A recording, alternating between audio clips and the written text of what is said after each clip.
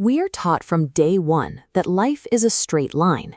You pass your exams, get into a top university, land a high-paying job, and accumulate status symbols. You move forward, and you never, ever fail.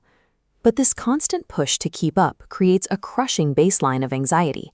We spend our days terrified that a single misstep or setback will derail our entire existence. This is the core problem explored by Vietnamese author Do Huy Tuan in his book Nhìn Look Nhưng Hai Ti Sue, which translates to Look Backward but Walk Forward. Tuan argues that surviving the pressure of the 21st century requires a reverse perspective. This involves taking the rules society hands us and observing them from the opposite direction. Instead of focusing on the destination, Tuan's method involves examining the specific mechanics of the path itself. Let's look at a common frustration: riding a motorcycle and getting a flat tire. On the road, the front wheel strikes a nail, flipping it up to pierce the heavier rear wheel. Tuan uses this as a map for human psychology. The front tire is opportunity. The heavy back tire is willpower. When you hit a major roadblock, like failing a massive university entrance exam, it feels like you've permanently destroyed your opportunity. This text shows Tuan's list of 5 reasons why you should actually fail university. He points out that missing the mark buys time to figure out your true path and forces the people around you to show their true colors. This framework treats failure as a diagnostic tool, ensuring willpower is intact before the journey continues. That same rigid thinking makes us believe creativity is an innate gift that we either have or we don't. But the feeling of being uncreative often stems from psychological inertia, letting comfortable daily routines put our brains to sleep.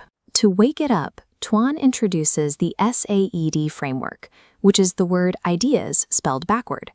This excerpt breaks down the method. It outlines specific steps like shifting your state of mind, changing your physical atmosphere, and forcing absurd questions onto everyday objects to break your normal thought patterns. Breakthroughs emerge through the habit of looking at standard objects from an inverted perspective. We apply these same backward rules to social standards. Society tells men that true character means holding your liquor and maintaining absolute, unbending stoicism. For women, the rules are equally restrictive, tying worth to aesthetics, passive behavior, and consumer habits. Tuan views these standards as a public layer, a way of dressing up for society that obscures the real person. Genuine intimacy happens only when we are willing to take off that heavy societal armor and expose our actual, flawed selves to someone else. To understand the tragedy of our obsession with moving forward, look at the life cycle of desire. It starts in childhood, where your biggest dream is a simple bicycle just to pedal around the neighborhood. By the time you're a teenager, you need a loud motorcycle to impress your friends. Then, as an adult, you demand a luxury car to prove to the world that you finally made it. Then you grow old, and suddenly you would trade the car, the motorcycle, and the status just for the ability to get out of a wheelchair and walk on your own 2 legs. When we blindly follow the forward path, we spend decades sprinting toward the next milestone, entirely missing the value of what we already hold in our hands. This brings us to Tuan's donut law, a philosophy centered on finding stability in the present moment. He writes that true achievement exists outside the pursuit of commercial success or building a massive donut factory.